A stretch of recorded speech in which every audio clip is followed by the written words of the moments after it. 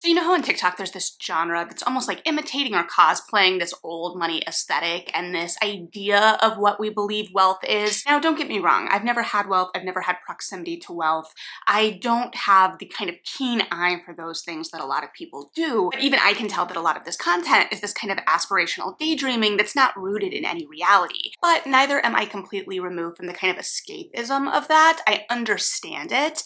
Either way, this book, The Fraud Squad by Kyla Zhao, feels like that kind of content. It is born of the kind of Gossip Girl, Crazy Rich Asians tradition, this idea of getting a peek into the lavish lives of the rich and famous, but it doesn't work in quite the same way that either of those books do. Now, to be fair, I did not like the Gossip Girl books. I read one in high school, and I think it was my first ever 1-star rating, outside of maybe like some books told in second person, because I absolutely despise second person. However, as big as the TV show remains in the zeitgeist, I think it's kind of impossible to understand how inescapable the book series was unless you were around for it. It was before the kind of shift into trilogies and the real young adult boom, but it was kind of the harbinger of all of that. And it was definitely rooted in this kind of 2000s culture that we're seeing make a comeback in a lot of ways. I was very excited for this book. It follows a young woman, Samantha, who is an entry-level PR executive at this kind of smaller firm, and she has a friend at work, her work wife, Anya, who is on the outskirts of society in Singapore. She has an in to this life that Samantha can only see through magazines. And part of the reason that Samantha works at this particular firm is that it is under the parent company umbrella of S, this really elite magazine that gives a peek into the lifestyles of the rich and the famous that she wants to work for, and she dreams of that life. And one night she is invited out for dinner and drinks after work by Anya with Anya's friend Tim, who turns out to be the heir of one of the biggest hedge fund fortunes in Singapore and kind of the prince of society in this world. And Tim is really upset at the time by a break in a long-term relationship and the fact that his girlfriend is kind of taking the side of his parents in this scheme to get him to work for the family company and work in hedge funds. This is also the moment where it becomes clear that I know absolutely nothing about hedge funds, so don't judge me too harshly on that.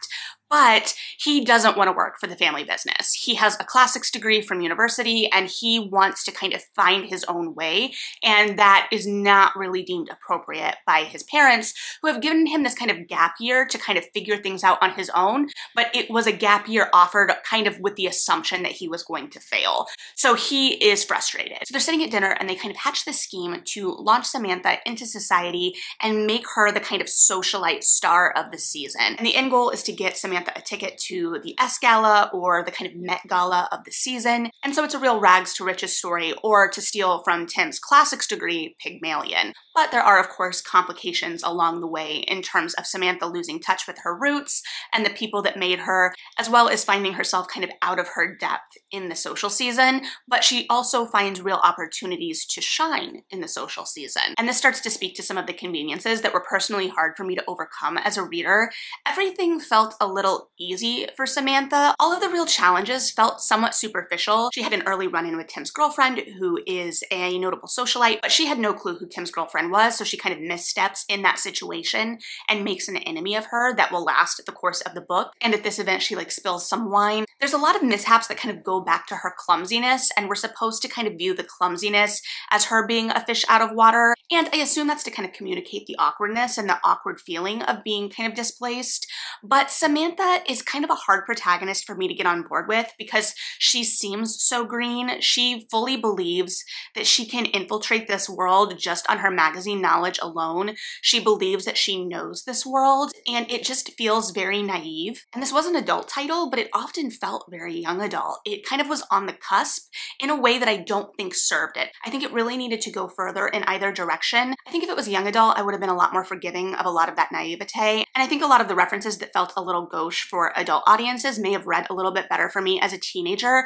I'm working under the assumption that if I know the brand or what is going on, if I understand the reference, it's probably not what is actually being used by the elite. And I do understand that we have to have some level of familiarity so that we can root ourselves as common people in that world, and that it can become a form of escapism. And to be fair, it didn't feel overly saturated by labels, but it just felt, like I said, like she was cosplaying in a way, and I had trouble trouble believing that no one in this world was catching on earlier. There were like little hints of it, but it just felt very odd. I had trouble believing that at certain events they wouldn't have tried to dig deeper into her past in conversation. I had trouble believing she wouldn't have anticipated a lot of those conversations before these events. So a lot of that. And to kind of tie it back to both Gossip Girl and Crazy Rich Asians, which both function in this kind of lavish high society kind of setting, but do it in very different ways. Gossip Girl is a little tawdry, it's a little voyeuristic in a lot of ways. We're watching rich people be messy, and there is some kind of satisfaction in that. And Crazy Rich Asians, we're watching rich people be messy in a slightly different way, but there is also a lot of satire and humor to it, and it's just over the top enough that it allows a little bit of forgiveness for when things stretch believability. When here we're kind of asking the reader to walk that line, and it was personally kind of hard for me to root for Samantha, and that's purely personal preference too, because she seemed so superficial at certain points looking into this world, and it didn't really ground her desires in the escapism that I think it thought it did. It showed how hard her mother worked as a nail tech and all that she'd sacrificed in the wake of Samantha's father's death and how they had really struggled. And so there was definitely this built-in idea that there was an escapism to this world, but Samantha took it so earnestly. She was never really playing these people against each other. It was never about her tricking them or getting in a way that kind of proved something. She was always really seeking acceptance from these people. And while it did present a lavish world, and there were these kind of references and touchstones for us as readers to kind of grasp onto in terms of brands and whatnot, it didn't really paint a full picture of high society for me in this world. I wanted to feel it a little bit more. I wanted it to feel a little bit more like a breathing organism and feel like a kind of construct that was really an active force in the book. And I'm not saying that in a way where I expected this to be some great social commentary, don't get me wrong, because I purely went into this for the escapism of it, like Samantha with magazines, but it kind of took away from some of that escapism. It would have added some extra depth and some extra layers to kind of play in that world. And to kind of swing back to the magazines of it all too, it has one line that kind of references the current state of magazines or what magazines are up against in the kind of current moment, but it doesn't really feel like it grapples with that. Samantha was supposed to be an early 20s something, and I don't believe that magazines are what are creating taste for early 20-somethings. There was another reference too by Tim where he references like a Bon Jovi playlist, and all of this made me think of Jen Prokop, who is part of the Fated Maids podcast, who talks about in contemporary romance when there are outdated references, and these just didn't feel like proper references. It didn't feel to me like what early 20-somethings would be talking about, and in the same way, and part of this kind of creation of society and this world, social media was largely absent. They kind of explained it away as Samantha having wiped all of her social media profiles so that no one could kind of get a hint at her past. And there was a line about how in today's world it's kind of odd for a socialite to not have a social media presence. But it didn't really feel like in a lot of ways that this book was set in the current world, in the current landscape, that it was really speaking to how things work today. And while Gossip Girl may feel dated now, at the time, part of what made it so popular was how revolutionary it was, that it really kind of rooted us in the current moment and spoke to a lot of the changes we were seeing as teenagers at the time. The kind of pages of the gossip blog were revolutionary. So in some ways, it goes back to, I don't really know who the audience for this book was, because it reads very young adult, but it seems to want to be kind of women's fiction for early adults. It is coming out of Berkeley, and there is a romance plotline, but if this was coming out in the 2000s, I definitely think it would have been marketed as women's fiction, and I was kind of reading it through that lens because it felt very much of that genre in the early 2000s. And in the same way, I honestly think this would probably work better for me on screen as a rom-com. I think it would be really fun as a rom-com, but I think the way it read, there were just so many gaps to things. There were so many jumps. For instance, we were kind of spanning this time of 3 months of this kind of deal that they had going on, but there were dynamic shifts, particularly between Samantha and Tim, which I don't feel like is too spoilery. It feels kind of like what we expect or what I was expecting going in. And some of the ways that they start referring to each other, or how Anya and Samantha start referring to each other, these kind of familiarities and nicknames and things that have developed off page that we are kind of thrown into. And on one hand, yes, it is an indication that things have developed off page, but instead of feeling like it is helping us move through those time jumps or kind of getting footing and accepting these developments without having seen all of them, it left me a little lost because the characters, if I'm gonna be honest, protagonist were pretty flat. And so to have them have these big emotional jumps off page, it just left me wanting in a lot of ways. Another thought that just occurred to me in terms of how this socialite scene has been built out and the kind of references not feeling proper to the audience. Samantha's rival, who is the same age as her or around the same age, they are contemporaries, early 20-somethings. She is described often by her signature scent, and that is Chanel No. 5. And I don't know any young adults that are wearing Chanel No. 5. There may be a contingent that wear it ironically, or maybe it is supposed to show us as readers kind of what this young woman aspires to or how she views herself, or maybe this is just further evidence that I don't know anything about people with money, but I do not believe that woman would be wearing Chanel No. 5. In fact, I was shocked that I could recognize a potential signature scent at all. And later there's a scene where like Samantha and Tim are shopping for a birthday present for Anya, and Tim is kind of like picking up Burberry scents and looking at them in the scene as they're talking. And as someone who regularly wears Burberry Her, which is not cheap, I'm not saying that, but I didn't believe these people who are heirs to fortunes of magnitude would be looking at things like that. Additionally, with the magazine angle, there is this column in S called like As Seen by Argus or something along those lines that is like basically a blind gossip column. Not surprising for this world, but it is kind of hanging over Samantha's head the entire book. This idea of could she be discovered by As Seen by Argus? Is she going to be outed basically by this column?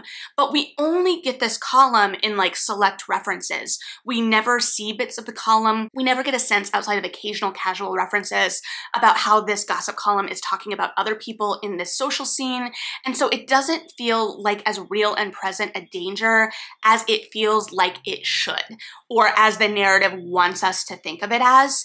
And I understand to a certain extent not including some of those columns because I think it is fighting against this comparison to Gossip Girl or potentially even Bridgerton now with the use of that as a device within the text. But I also think gossip columns are so central and universal to these kinds of worlds. And I think that this was potentially a missed opportunity to tie this more into the current moment in the same way that Gossip Girl tied to the current moment in how it was revolutionizing the kind of blind item, the gossip column. And now we're kind of in this era of internet blind items in a different way than in 2005, right? And we've seen this kind of resurgence of popularity with things like Dumas. Now, knowing that word is pretty much the extent of my knowledge on Dumas, but nonetheless. So we're seeing these kind of blinds pop up in places like TikTok and on Instagram and whatnot. And so even if we were tying this to the magazine, which is kind of a more outdated form of media for this world at the time, and I love magazines, don't get me wrong,